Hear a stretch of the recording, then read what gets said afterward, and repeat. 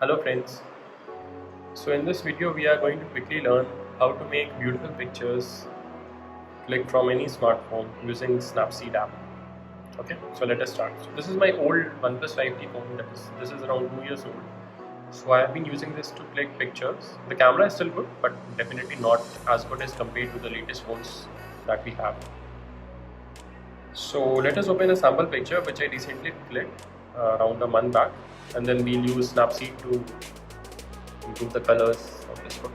So this is the photo, you can see.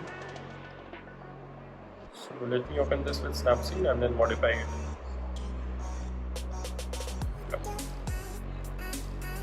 So first, this is the photo as you can see in the app which is open.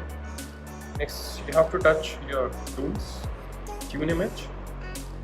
Then you can see here that this brightness appearing here, and then just scroll up and you can see the different menu options like contrast, saturation, ambience, highlights, shadows and warmth. So initially, to improve the ambient of the picture, we'll select ambience and then try to just slide right to increase the ambience. So as you can see at the top, the ambience is also increasing. And you can see the clarity of the image is also increasing with this. Next, we'll just swipe down to go to saturation to increase the color saturation, and as you can see the brightness of the colors are improving. This makes the image look even better. Next we look at the shadows. The shadows basically increase the blackness in the picture, so you can either increase it to improve the brightness or you can decrease to improve the black areas. Highlights is something which you maybe want to decrease to bring the clouds, to make the clouds more clarity, or you can increase to make the image more brighter. This is highlights especially used pictures like portraits and all, or for people to make them brighter and appear more clearer. So here in this image, because it's a landmark, so we'll just reduce the highlights to maybe bring the clouds more proper.